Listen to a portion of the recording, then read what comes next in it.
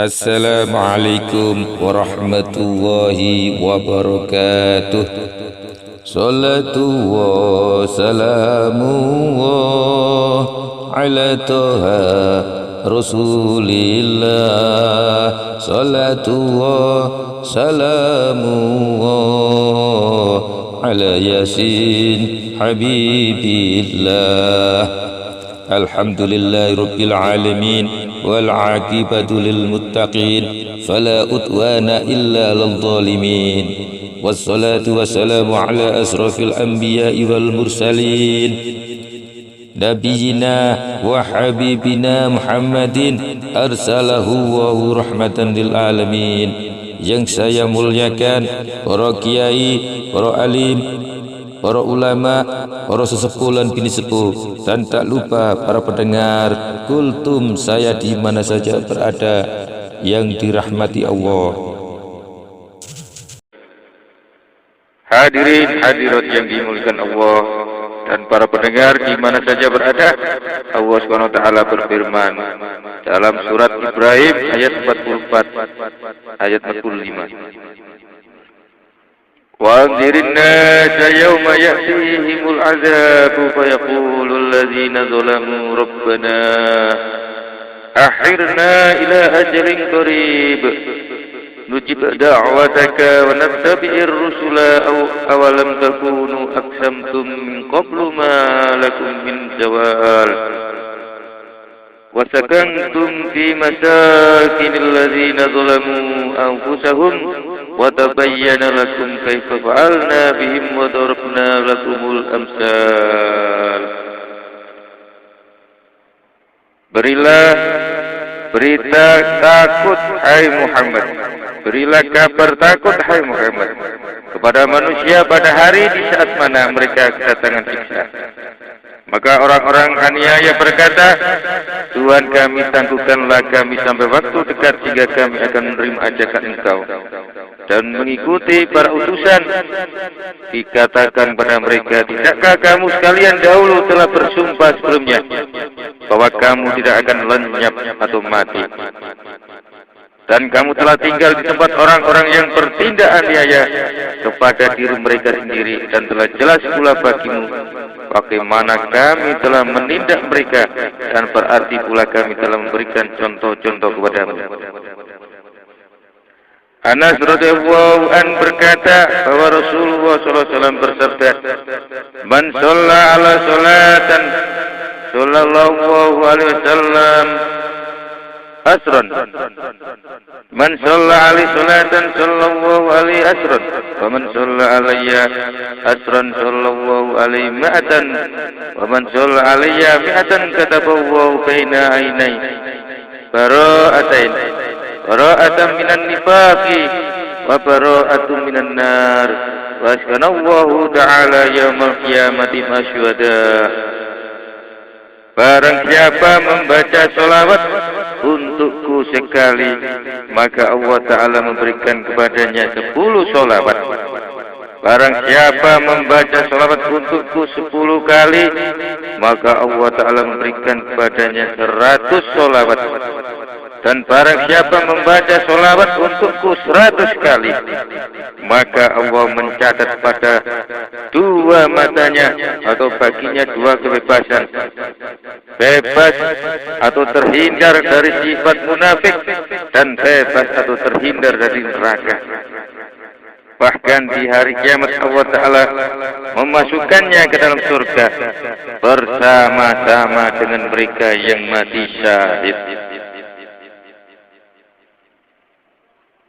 Abu Hurairah radhiyallahu anhu berkata bahwa baginda Nabi SAW bersabda, "Yuhsyarun nasu yaumal qiyamati ala salasati asnaf, sinfum musyatu wa sinfu rukbanun wa sinfu musyatun ala wujuhim." Qila ya Rasulullah, kaifa yamshuna ala wujuhim? Qal, innal ladzina amsyahum ala aqdamihim qadirun ayyumshiyahum ala wujuhihim, ama innahum yansilun yamurruna ala wujuhim min kulli hadabin wa sawq. Besok pada hari kiamat manusia akan digiring dengan 3 kelompok. Satu kelompok berjalan dengan kaki, satu kelompok lagi berkendaraan, dan kelompok yang ketiga berjalan dengan wajah-wajah mereka.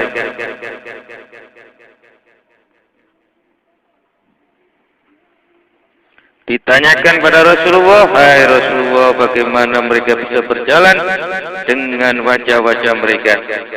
Kata beliau, Rasulullah SAW, sesungguhnya yang Maha menjadikan mereka bisa berjalan dengan kaki itu bisa.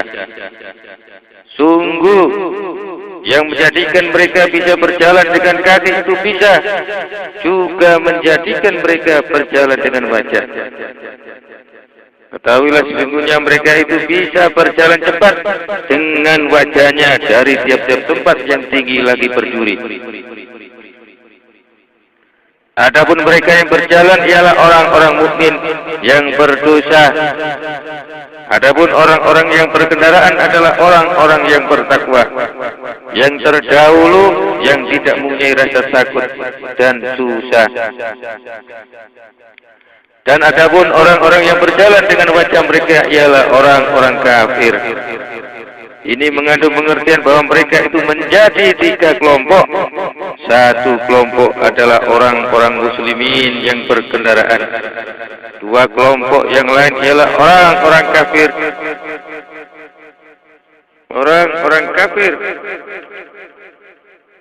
Satu dari antara 2 itu ialah mereka yang takabur, sombong, lagi durhaka, yang tidak mau mendengarkan nasihat. Maka mereka lah yang dikirim berjalan dengan wajah mereka, dan para pengikutnya berjalan biasa. Sabda baginda Nabi sallallahu alaihi wasallam, "Rogibina wa rohibin, rogibina wa rohibin." Mereka yang cinta dan mereka yang mengasingkan diri beribadah. Di dalam hadis yang akan datang ialah orang-orang mukmin yang awam, yang mereka itu mencampur amal yang soleh dengan yang jahat. Maka mungkin mereka adalah para pelaku durhaka, dan mereka adalah kelompok pertama. Dan kelompok yang kedua ialah mereka yang berkendaraan, yang cepat-cepat menuju kenikmatan yang disediakan bagi mereka di dalam surga. Dan mereka selalu menjauhi yang haram dan perkara yang syubhat atau diragukan kemurnian halalnya. Mungkin mereka adalah orang-orang yang terdahulu. Para ulama bersetuju terhadap hadis yang diriwayatkan oleh Abu Hurairah radhiyallahu anhu. Yuhsyarun nasu ala salati tara'iqa, rohibina rohibina wa asnani ala ba'irin, wa salasatun ala ba'irin, wa arba'atun ala ba'irin, wa syaratun ala ba'ir. Manusia besok akan dikirim dengan 3 cara. Yang pertama, rohibin, yakni mereka yang mencampur amal soleh dengan perbuatan jahat. Yang kedua, rohibin, mereka yang meninggalkan syubhat. Yang ketiga, yakni 2 orang berkendaraan 1 onta, 3 orang berkendaraan 1 onta, 4 orang berkendaraan 1 onta, dan 10 orang berkendaraan 1 onta. Bilangan-bilangan tersebut hanyalah keterangan perbedaan tingkat dan martabat mereka. Dikatakan dengan cara kinayah dan tamsil. Kinayah ialah kalimat yang dipakai tidak untuk arti yang sebenarnya, tapi boleh juga diartikan dengan semestinya. Dan tamsil artinya perumpamaan. Barang siapa yang di derajat paling tinggi, maka bilangan mereka hanya sedikit, perjalanannya lebih cepat dan lebih laju. Kalau engkau bertanya, naiknya 2 orang dan berkawannya itu bersama-sama atau beriring? Kami jawab dengan cara beriring, akan tetapi yang lebih utama ialah dibawa kepada pengertian mereka bersama-sama. Karena beriringan itu tidak akan terjadi 2 atau 3 orang, di atas satu onta yang besarnya. Hanya saja bilangan tersebut sampai 10 sebagai isyarat bahwa itu hanya bilangan orang-orang yang berkendaraan di atas seekor unta. Seekor unta yang mungkin untuk 10 pengendara atau penumpang tersebut adalah dari keajaiban ciptaan Allah. Seperti onta milik Nabi Soleh yang kuat mengangkut semua atau mengangkut sesuatu yang tidak mungkin mampu dibawa oleh onta lainnya. Dan sesungguhnya tidak disebutkannya bilangan 5, 6, dan sampai 10 karena untuk meringkaskan kata. Dan tidak juga disebutkan dari orang-orang yang sobikin, yakni orang-orang dahulu, seorang pun yang tertentu naik onta. Karena yang dimaksud dari orang selain orang khawas, yakni orang istimewa, mungkin yang demikian itu adalah martabat para nabi dan wali. Dan selainnya semuanya dikirim ke neraka, dan mereka adalah kelompok ketiga yang tidur siang bersama mereka. Mereka para ulama berkata, takil dari takilu Latin artinya tidur di waktu siang. Maka menjadi jelas bersama mereka di waktu malam dan di pagi hari serta di waktu sore. Artinya neraka itu tetap melingkupi mereka golongan ketiga ini di segala keadaan mereka, dan mereka adalah orang-orang kafir. Karena sementara orang yang memberi keterangan peristiwa penggiringan ini adalah dekat sebelum hari kiamat, masa mereka hidup di negeri Syam. Mengingat para Qailulah, yakni tidur siang mereka, dan kata baitutihin, tidur mereka di waktu malam. Karena keadaan mereka ini adalah di dunia, dan karena manusia itu dibangkitkan dari kubur, berjalan tanpa alas kaki, tidak disifati atau diterangkan berkendaraan dan beriringan. Bahkan peristiwa mereka ini adalah termasuk tanda-tanda saat kiamat.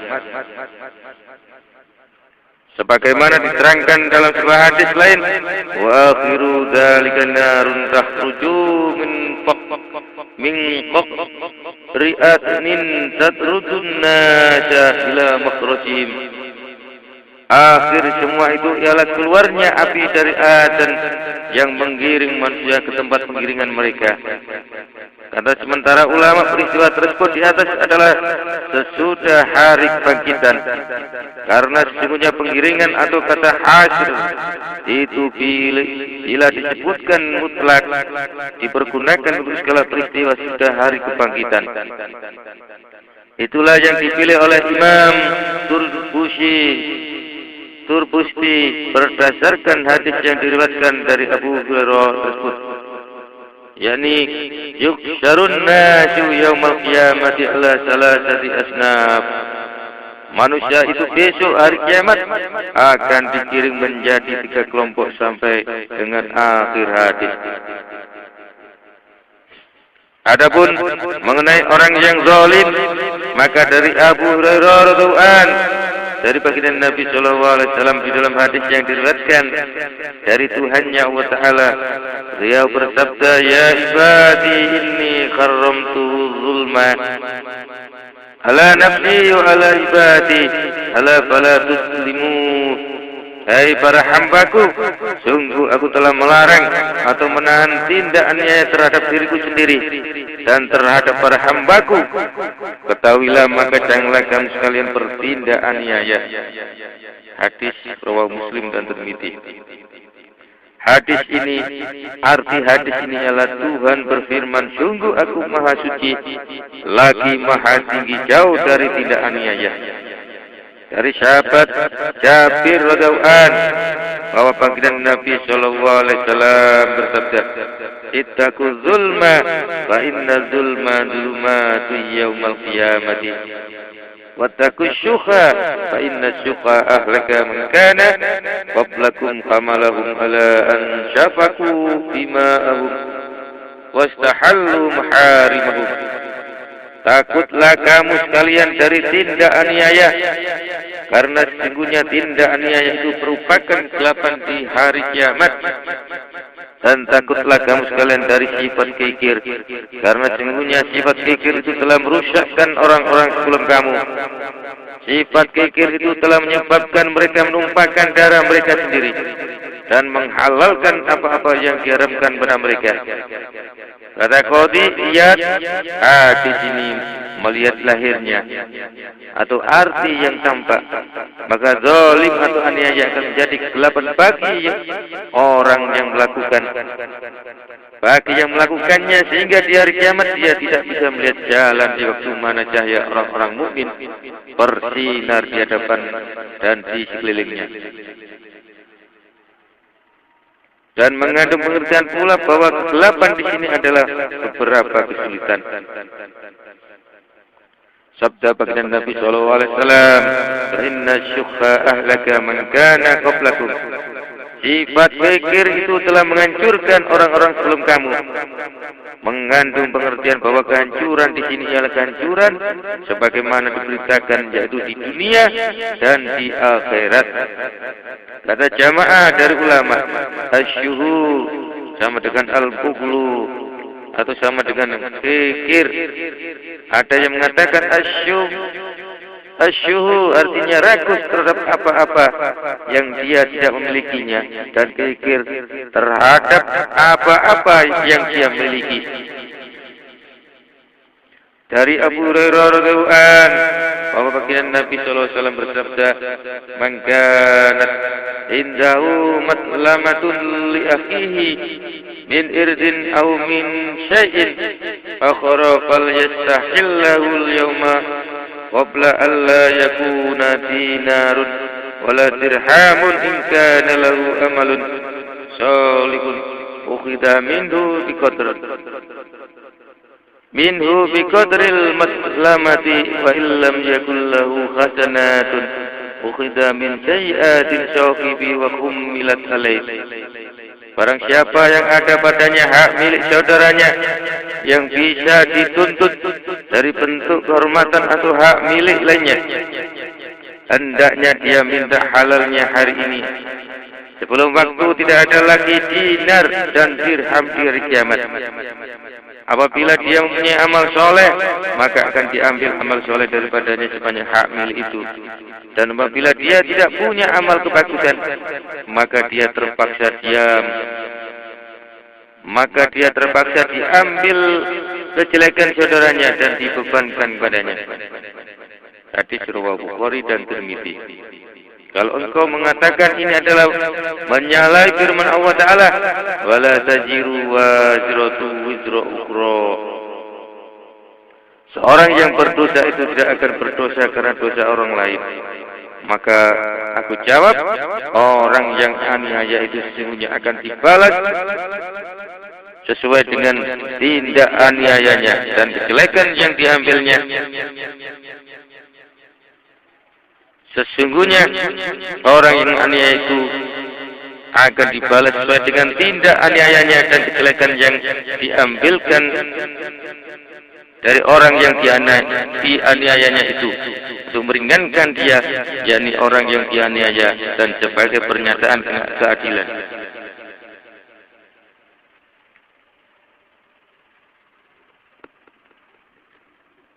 Wala tajiru waziratu wisra ukhra. Seorang yang berdosa itu tidak akan berdosa karena dosa orang lain. Maka aku jawab, orang yang aniaya itu sesungguhnya akan dibalas dengan tindak aniayanya dan kejelekan yang diambilkan dari orang yang dianiaya itu untuk meringankan dia, yakni orang yang dianiaya, dan sebagai pernyataan keadilan. Adapun arti ayat bahwa sesungguhnya kalau ada seorang yang berkata kepada orang lain, aku akan menanggung dosamu, maka dia tidak akan disiksa di akhirat sebab dosa itu. Kata seorang ahli fikih, tidak ada suatu dosa yang lebih besar daripada tindak aniaya. Tidak ada sesuatu dosa yang lebih besar daripada tindak aniaya. Karena sesungguhnya dosa itu kalau terjadi antara kamu dan Allah Ta'ala, maka sesungguhnya Allah Ta'ala itu Maha Dermawan, akan memberi ampunan. Akan tetapi dosa yang terjadi di antara kamu dan sesama hamba, maka tidak ada suatu usaha melainkan minta keriduan pada lawannya. Maka sebaiknya orang yang dianiaya itu minta maaf atas tindak aniayanya dan minta kerelaan kepada orang yang dianiaya di dunia ini. Kalau dia tidak bisa melakukannya, maka sebaiknya dia membaca istighfar, memintakan ampunan dan berdoa yang baik untuk orang yang dianiaya itu, sehingga dimungkinkan bisa diharapkan halalnya.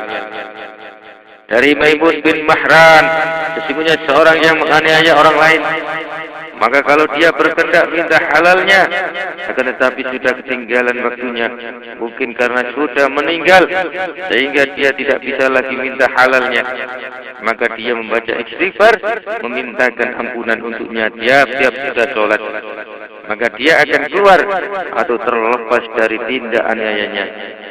Kata alim ma'rifat, tindak aniaya itu ada 3 segi atau 3 macam. Yang pertama, tindak aniaya yang diampuni oleh Allah Ta'ala bila dia Allah menghendaki. Yang kedua, tindak aniaya yang Allah tidak akan mengampuninya.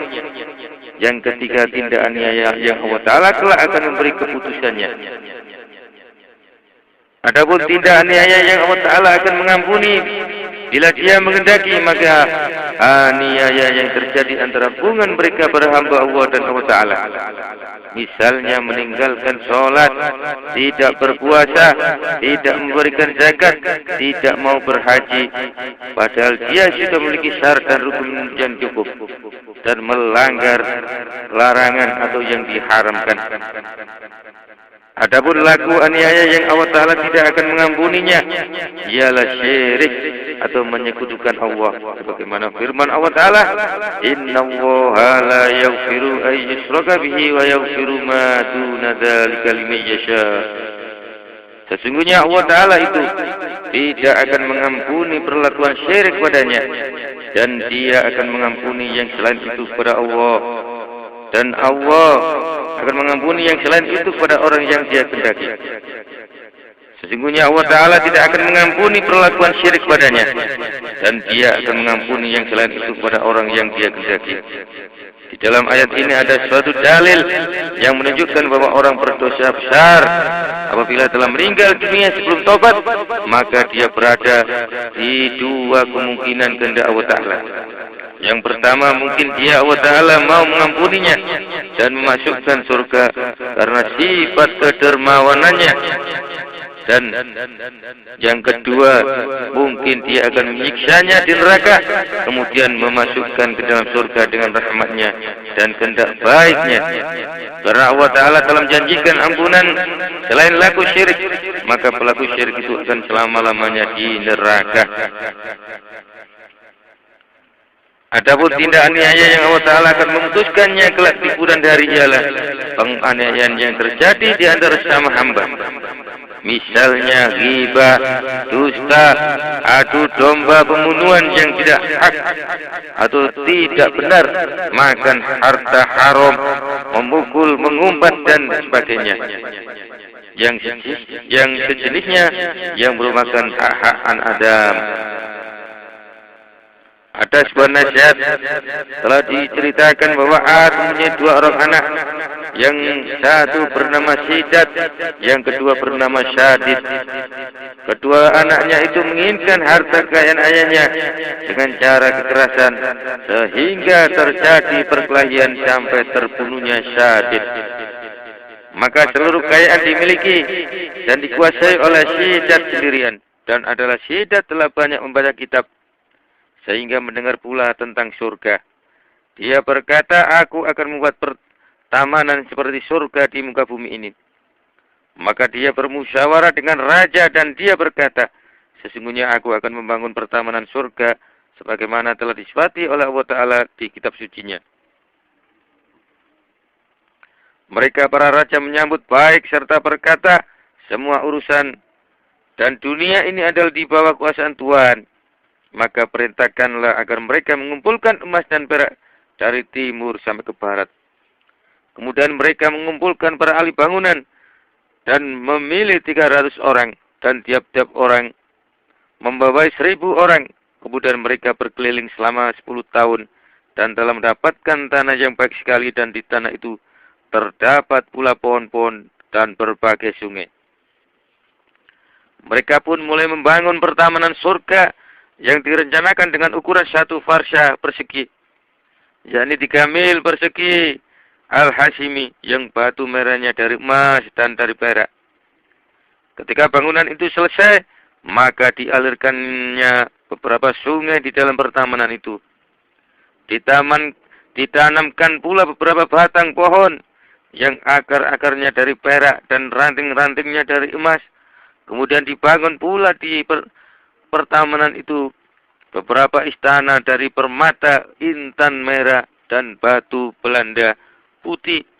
Bahkan digantungan pula mutiara dan batu intan merah di atas dahan tanaman, dan ditaburkan pula permata dan mutiara pada sungai-sungainya, serta minyak mesik dan minyak ambar di antara sungai-sungai dan pohon-pohonnya.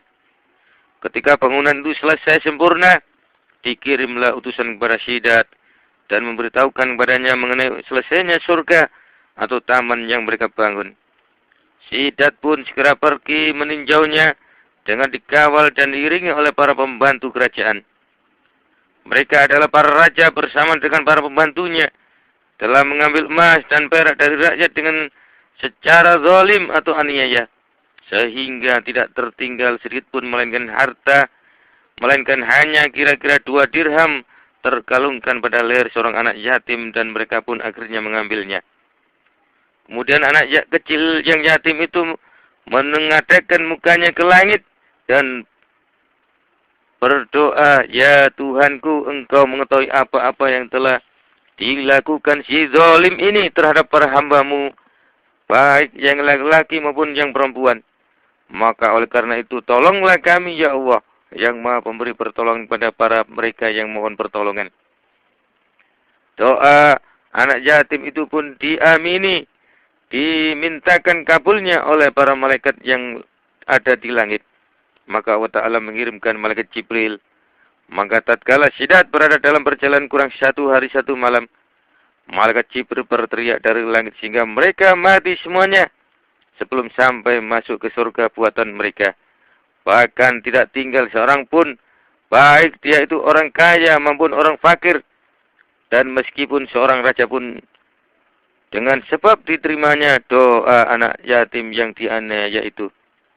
Ketahuilah hai kawan, apa yang telah kami katakan kepadamu, dan jauhilah berkunjung kepada para sultan, raja, orang pemerintahan, karena sesungguhnya kunjunganmu yang tanpa ada kepentingan itu sudah mengurangi nilai pribadi, bahkan termasuk berlaku durhaka. Sebab berkunjung yang demikian itu sudah menunjukkan ketawaduan atau kerendahan diri, serta muliakan kepada mereka. Sungguh Allah Ta'ala telah menyuruh kita sekalian berpaling jauh dari mereka dengan firman-Nya, "Fa'rid amman tawalla an dzikrina wa lam yurid illal hayatad dunya."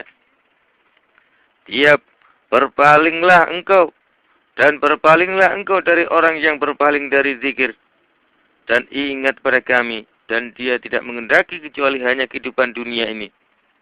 Dan kunjungan kamu kepada mereka itu berarti menambah banyak anggota dalam golongan mereka, dan berarti juga membantu mereka terhadap tindak zalim mereka. Kalau kunjungan kamu itu untuk mengharapkan harta kekayaan dari mereka, maka hukumnya haram. Sungguh baginda Nabi Muhammad SAW telah bersabda, "Man tawadza'a li ghayyil ginahu tabasul sadini." Barang siapa tunduk merendahkan diri kepada orang kaya karena kekayaannya, maka hilanglah 2/3 agamanya. Ini kepada orang kaya yang soleh. Maka bagaimana persangkaanmu tunduk dan merendahkan diri kepada orang kaya yang aniaya? Beliau bersabda yang demikian itu karena seorang yang utuh imannya ialah karena dengan hatinya, dengan lisannya, dan dengan dirinya. Kalau seorang yang tunduk merendahkan diri kepada orang kaya dengan dirinya dan dengan lisannya, sudah hilang 2/3 agamanya. Maka kalau dia beritikad terhadap fadolnya, atau pemberiannya dengan sepenuh hati sebagaimana dia telah tunduk, merendahkan diri dengan lisan dan dirinya, maka hilanglah seluruh agamanya. Kesimpulannya, maka semua gerakmu atau kamu diam dengan segala anggotamu itu tergantung pada dirimu sendiri. Maka janganlah kamu menggerakkan anggotamu dalam tindak durhaka kepada Allah Ta'ala. Ini dasar pokoknya, dan bahkan pergunakanlah seluruh anggotamu itu untuk bertaat kepada Allah Ta'ala. Ketahuilah sesungguhnya kalau kamu tidak bisa bermuraqabah menjaga anggotamu sendiri, maka risiko dan siksanya akan kembali kepadamu juga. Dan jika kamu pergunakan dengan baik, maka buahnya dan pahalanya pun kembali kepadamu pula. Sungguh Allah Ta'ala itu tidak memerlukan kamu dan tidak pula memerlukan pekerjaan kamu. Dan sesungguhnya tiap orang itu usahanya akan menjadi simpanannya sendiri. Hindarilah olehmu mengatakan sesungguhnya Allah itu maha dermawan, lagi maha kasih, akan selalu mengampuni semua dosa orang-orang yang durhaka. Karena sesungguhnya kata-kata ini benar, sehingga tidak boleh diarahkan kepada yang batal atau yang tidak benar. Orang yang mengatakan kata-kata ini, apabila tidak seperti hakikat keadaannya, maka dia dilakobi dengan bodoh. Sebab telah disabdakan oleh beliau baginda Nabi sallallahu alaihi wasallam, Al-kaisu man dana nafsahu wa amilalis ma ba'dal mauti wal akhmaqu man ittaba'a nafsahu hawaha wa tamanna 'ala Allahi illa mani. Orang yang berakal lagi cerdik ialah orang yang bisa menundukkan nafsunya dan berbuat untuk sesuatu yang bisa dinikmati sesudah mati. Dan orang yang bodoh itu ialah orang yang mengikuti hawa nafsunya dan menghayalkan bermacam-macam keinginan kepada Allah tanpa berbuat. Orang yang berakal lagi cerdik ialah orang yang bisa menundukkan nafsunya dan berbuat untuk sesuatu yang bisa dinikmati sesudah mati. Dan orang yang bodoh itu ialah orang yang mengikuti hawa nafsunya dan menghayalkan bermacam-macam keinginan kepada Allah tanpa berbuat. Ketahuilah bahwa sesungguhnya kata-kata orang tersebut itu seperti kata-kata seorang yang menginginkan menjadi seorang ahli fikih dan alim dalam urusan agama, akan tetapi dia selalu berbuat yang batil.